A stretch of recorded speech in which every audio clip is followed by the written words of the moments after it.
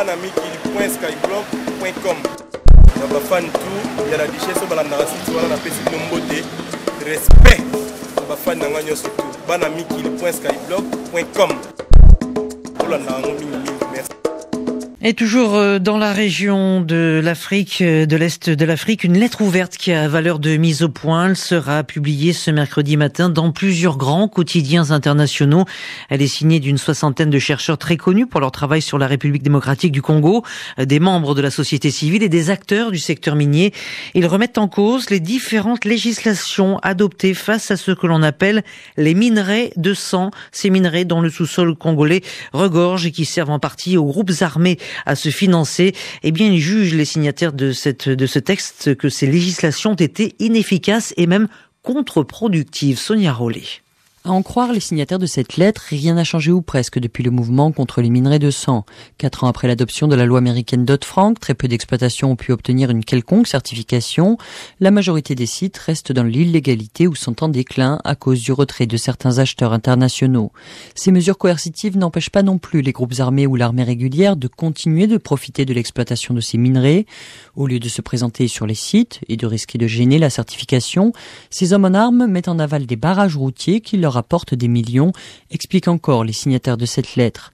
Ceux qui se sont retirés des zones minières ont tout simplement préféré se tourner vers d'autres commerces illégaux, comme le trafic de bois, de la marijuana ou encore de l'huile de palme. Il n'y a donc pas eu de baisse significative du niveau de violence. Ces chercheurs, acteurs du secteur ou de la société civile, mettent aussi en cause le processus de certification en lui-même. Délai d'obtention trop long, visite des experts trop irrégulières ou simplement dans les fonderies hors de la RDC et pas sur les sites miniers en eux-mêmes. La semaine dernière, le département américain du commerce avait lui-même avoué ne pas être en mesure de dire qui, parmi les 400 opérateurs du secteur minier dont il publiait la liste, finançait indirectement le cycle de la violence au Congo en achetant ces minerais de sang. Sonia Rollet sur RFI.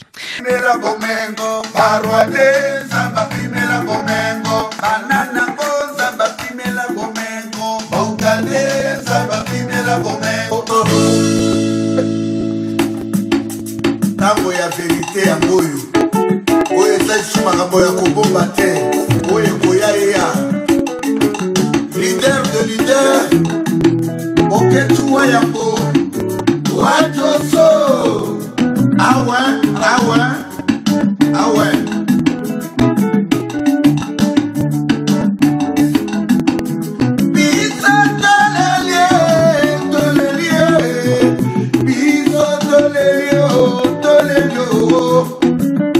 na motema na mboka ya biso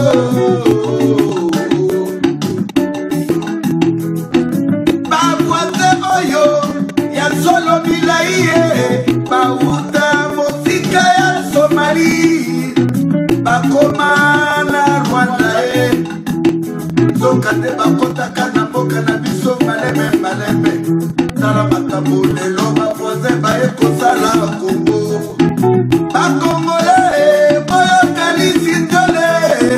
bakongole bofungola biso elome mobali boketuwa ya mwe elome mobali boketu ya toso oya ye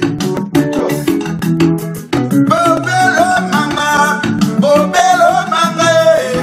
mabe kaka na moto ebandi mabe lokola bobandi biso mabe biso pe tofungoli biso likolo ya mboka na biso biso bakongole oya ye